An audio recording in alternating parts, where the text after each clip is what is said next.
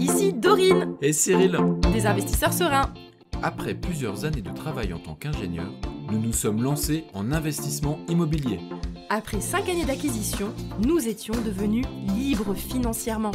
Dans ce podcast, nous vous partageons les stratégies et les bonnes pratiques pour développer votre intelligence financière. Dans le but non seulement d'être plus riche sur le papier, mais avant tout pour devenir plus libre et plus heureux.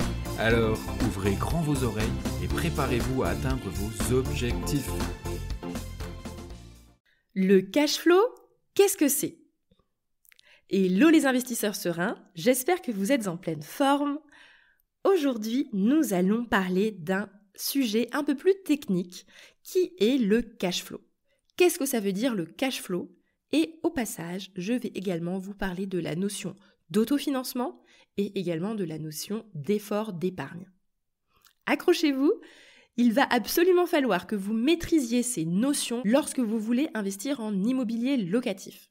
C'est la base de la base d'un investisseur immobilier de connaître son cash flow mensuel. Pour commencer, allons voir la définition du cash flow.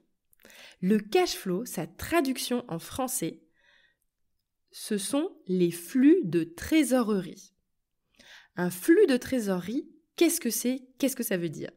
Forcément, flux de trésorerie, ça fait assez comptable et ça donne pas forcément une information très claire. La définition du flux de trésorerie, c'est l'écart entre les recettes et les dépenses générées par une activité. Avec mes mots, c'est vous prenez ce qui rentre, vous prenez ce qui sort, vous faites la soustraction et vous regardez qu'est-ce qui reste. Si jamais c'est positif, ça veut dire que vous avez un cash flow positif.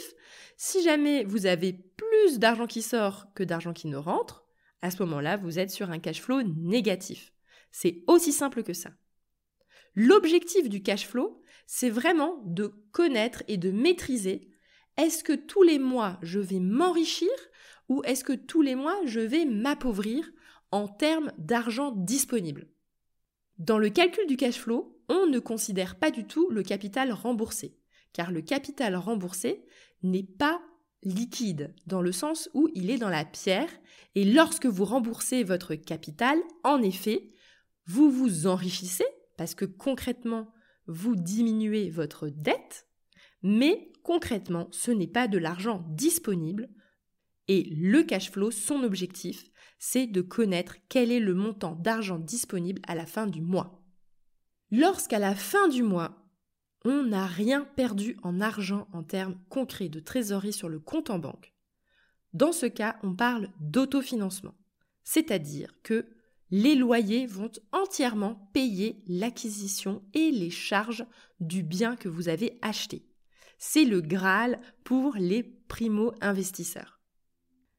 Lorsque le montant est négatif, c'est-à-dire que votre achat immobilier locatif vous coûte de l'argent tous les mois, dans ce cas, vous êtes à cash flow négatif et de ce fait, vous perdez de l'argent tous les mois. Vous perdez en pouvoir d'achat. Et en jargon, c'est-à-dire que les professionnels de l'immobilier qui vont essayer de vous vendre des biens tout faits vont vous parler à ce moment-là, au lieu de dire que c'est du cash flow négatif, ils vont édulcorer en disant « Madame, monsieur, c'est un petit effort d'épargne de quelques centaines d'euros à faire tous les mois. » En vrai, c'est juste vous perdez en pouvoir d'achat le montant que vous allez devoir injecter tous les mois dans votre investissement immobilier. Quand on est un investisseur immobilier aguerri, il faut savoir que le cash flow négatif est juste quelque chose qui est inenvisageable. Il faut toujours partir sur au moins du cash flow nul ou positif. Pour notre part, il y a un mois dans l'année où notre cash flow est négatif. C'est le mois d'octobre, le mois de paiement de la taxe foncière.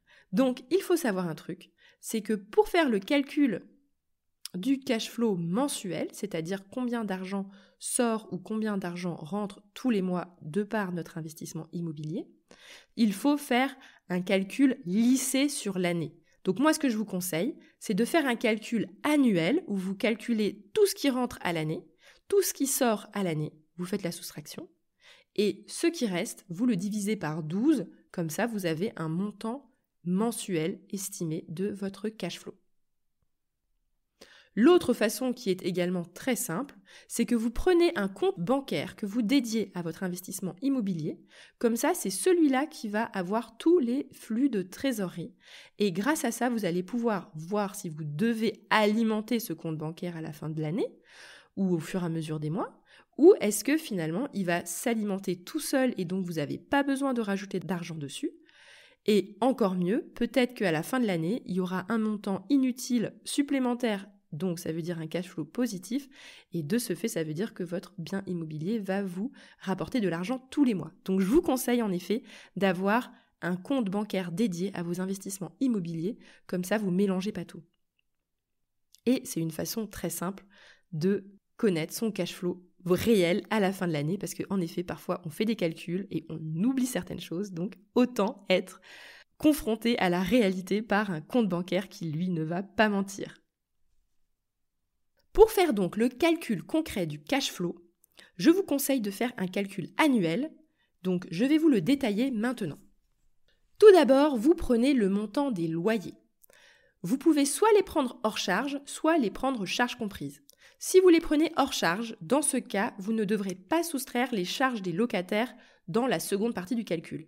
Si par contre vous les prenez charges comprises, à ce moment-là, vous soustrayez tout, comme ça, c'est plus simple. Faites ce choix, mais il faut juste être cohérent sur tout le long du calcul. Donc, vous prenez les loyers annuels. Vous pouvez éventuellement les diminuer un peu pour une estimation de vacances locatives. En effet, c'est bien et prudent de prévoir que le bien ne sera peut-être pas loué les 12 mois de l'année complète. Ensuite, vous allez soustraire la mensualité. La mensualité qui inclut les intérêts, l'assurance et surtout le remboursement de capital. Vous soustrayez ensuite toutes les charges de l'immeuble. Alors, vous soustrayez les charges des locataires si jamais vous avez pris le loyer charges comprises et vous ne les soustrayez pas si jamais vous avez pris le loyer hors charge au début du calcul. Déduisez également la taxe foncière qui est un gros montant, qui est très important. Déduisez l'assurance propriétaire non occupant ou assurance PNO. Ensuite, il y a également les frais de gestion si jamais vous mettez sous gestion votre bien et que vous ne voulez pas vous en occuper. Et pour finir le calcul, il faut également déduire les impôts en fonction évidemment du régime fiscal pour lequel vous avez opté et pour lequel vous avez choisi de faire votre stratégie. Voilà, j'espère que cette petite vue d'ensemble du cash flow vous a permis de vous familiariser vraiment concrètement avec ce terme. Il faut vraiment que maintenant dans votre esprit, le cash flow négatif est juste non envisageable. Si quelqu'un vous parle d'effort d'épargne lors d'un rendez-vous, vous dites non, moi je veux un bien immobilier sans effort d'épargne. Le dernier point, c'est qu'il y a des personnes qui trichent. Et je veux juste vous le préciser, c'est qu'avoir un cash flow positif, parce qu'on a mis la moitié du prix du bien en apport, forcément c'est facile, parce que la mensualité, elle est beaucoup plus faible, tout simplement parce qu'on n'a pas du tout emprunté la totalité du bien. Donc pour faire un calcul honnête du cash flow positif, pour savoir si c'est une bonne affaire ou pas, il faut prendre en compte comme si vous empruntiez la totalité de la somme. Donc vous faites une simulation avec la mensualité qui correspond au total emprunté, voire même avec les frais de notaire, les frais de travaux, la totale. Comme ça, vous avez un cash flow qui est calculé de façon tout à fait honnête, sans être biaisé par le joker. Évidemment, vous pouvez utiliser le joker de l'apport si jamais vous voulez arrondir et augmenter votre cash flow, mais ça c'est un autre sujet et vous savez très bien que je ne recommande pas d'utiliser l'apport ou en tout cas de faire le mieux possible pour ne pas en utiliser. Pour moi, l'argent que vous avez économisé et qui est aujourd'hui sur un compte en banque, il doit être uniquement utilisé comme argument pour rassurer le banquier pour vous prêter de l'argent, et éventuellement pour en sortir un petit peu si vous sentez que les banquiers sont trop réticents à vous prêter de l'argent. Donc, il est en fait utile pour obtenir des prêts, mais il n'est pas utile pour le dépenser librement. Donc non, gardez votre apport. Bref, je le dis assez souvent, mais je vous le redis. Voilà, j'espère que cet épisode vous a plu. Dites-moi si vous avez des notions en immobilier que vous souhaitez que j'explique de façon simple. vous pouvez me les partager sur le compte Instagram, les_investisseurs_sereins. Merci en tous les cas pour votre écoute et à bientôt. Ciao, ciao! Et voilà, l'épisode du jour est terminé. Mais avant de finir, pense à t'abonner au podcast pour ne rater aucun épisode.